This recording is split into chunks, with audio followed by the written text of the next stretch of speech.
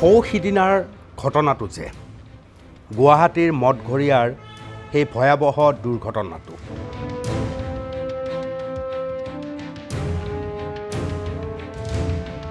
য'ত তিনিজনী ছোৱালীৰ ঠাইতে সমিল সমাধি ঘটিল। এই ঘটনাটোত শামীম বোলা ড্ৰাইভাৰজনে সজোৰে গাড়ী চলোৱাটোৱে যে প্ৰধান কাৰণ তাত কোনো সন্দেহ নাই, কিন্তু আঁৰৰ কাৰণবিলাক কোনে বিশ্লেষণ কৰিব? এই শামীমে যে সজোৰে গাড়ীখন চলাইছিল, শক্তিটো ক'ত পালে? শক্তিটো পালে পুৱতি নিশালৈ মদ খোৱাৰ স্বাধীনতা পোৱাৰ বাবে। 11 বজাৰ পৰা 3 বজালৈকে মদ খাইছিল। এই মদ পুৱতি নিশা মদ বিক্ৰী কৰাৰ সুবিধাটো কোনে উলিয়াই দিলে? 3 বজাৰ 4 বজালৈকে বাৰ এখন চলি থকাৰ সুবিধাটো কোনে উলিয়াই দিয়ে?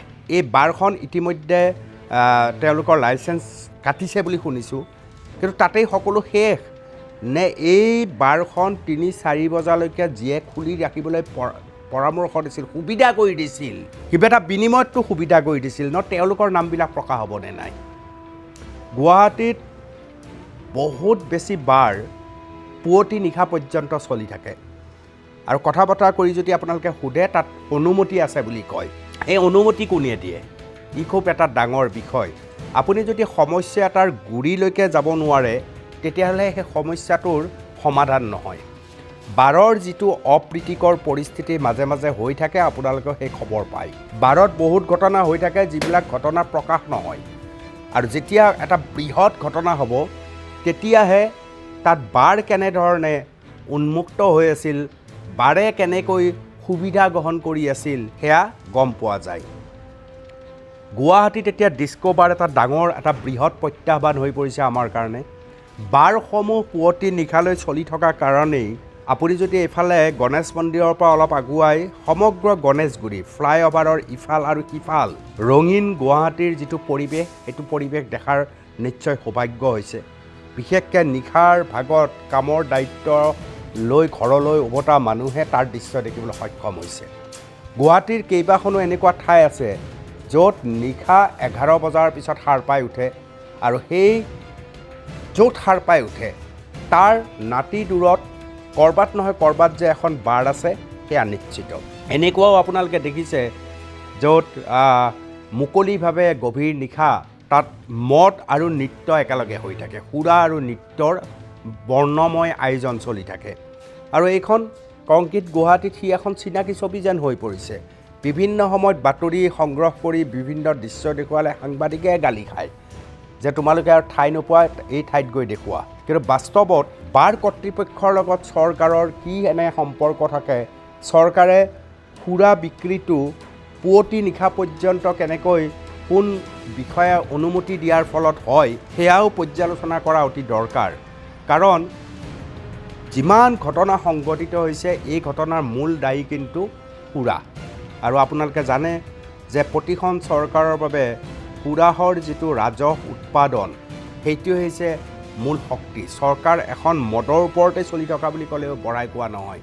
সি যি চৰকাৰেই নাথাকক, মদৰ যিটো ৰাজহ হ'ব, উৎপাদন হ'ব, সেই ৰাজহটোৱে আটাইতকৈ শক্তিশালী ৰাজহ, যাৰ ফলশ্ৰুতিত এই প্ৰজন্মই নিশা 3 বা 4 বজালৈকে মদ খাই খাই খাই শেষ হৈ যাওক, উদ্ভাণ্ডালি কৰক, গাড়ী চলাব, জোৰে জোৰে গাড়ী চলাব, আৰু জোৰে জোৰে গাড়ী চলাওঁতে যিসকল যাত্ৰী হিচাপে থাকে তেওঁলোকৰো সাংঘাতিক উল্লাস, এইবিলাক বহুতৰ বাবে চিনাকি ছবি।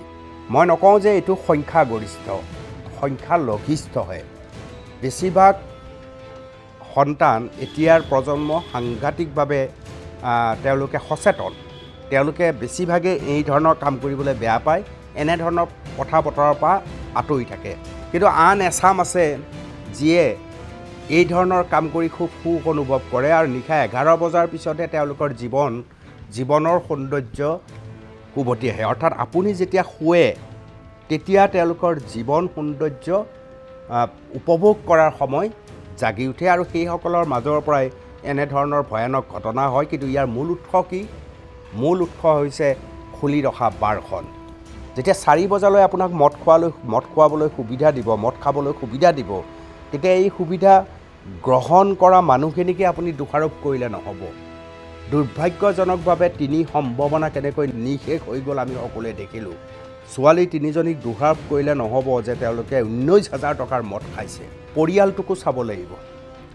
পৰিয়ালবিলাক মধ্যবিত্ত, বহু কষ্ট কৰি ল'ৰা ছোৱালীক গুৱাহাটীলৈ পঠিয়াই দিয়ে কেৰিয়াৰ বনাবৰ কাৰণে, আৰু গুৱাহাটীত কেৰিয়াৰ তেওঁলোকে ঠিকে বনাবলৈ চেষ্টাও কৰে। মাজত এই ধৰণৰ কিছু অসুবিধা দিবৰ বাবে শামীমৰ দৰে ভদ্ৰলোকৰ জন্ম হয়, আৰু তেওঁলোকে বাৰবিলাক চিনাকি কৰি দিয়ে, ৰঙীন পৃথিৱীৰ সৈতে সম্পৰ্ক কৰাই দিয়ে, আৰু তাৰ পিছতে পিতৃ মাতৃয়ে নজনাকৈ, ঘৰখনে নজনাকৈ এনে এক যাদুত মোহাচ্ছন্ন হৈ পৰে এইসকল ল'ৰা ছোৱালী, যাৰ অন্তিম সত্যটো হৈছে মৃত্যু, যিটো আমি দেখিবলৈ সক্ষম হ'লোঁ এই তিনিজনী ছোৱালীৰ ক্ষেত্ৰত। বৰ কৰুণ শোকগাথা এয়া।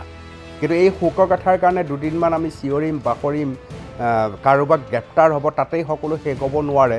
মই ভাবোঁ যে গুৱাহাটীৰ বাৰৰ বিৰুদ্ধে এক ব্যাপক অভিযান আৰম্ভ হ'ব লাগে, আৰু 3 বজাত 4 বজা পৰ্যন্ত মদ বিক্ৰী কৰিবলৈ কোনে অনুমতি দি আছে তাৰ এক পৰীক্ষা কৰাটো খুব প্ৰয়োজন হৈছে।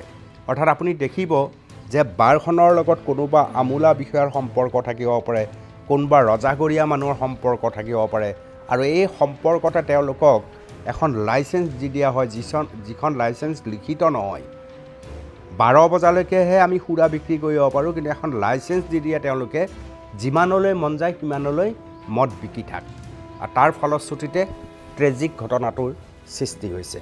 এই সম্পৰ্কত আপোনালোকক ক'বলগীয়া কি, অনুগ্ৰহ কৰি জনাব, কাৰণ গুৱাহাটীয়ে নহয় সমগ্ৰ অসমত বাৰ কালচাৰটোৰ ফলত মদ বিক্ৰী যথেষ্ট বাঢ়িছে, আৰু পুৱতি নিশা পৰ্যন্ত মদ বিক্ৰী হৈছে, আৰু এই মদ বিক্ৰী আৰু এই বাৰ কালচাৰে অসমীয়া জনসাধাৰণৰ এই প্ৰজন্মটোৰ ক্ষুদ্ৰ একাংশক সাংঘাতিকভাৱে বিচলিত কৰিছে। গতিকে বিষয়টো চৰ্চা কৰাৰ প্ৰয়োজন আছে। এই সম্পৰ্কত আপোনালোকে কি কয় অনুগ্ৰহ কৰি জনাব। ধন্যবাদ।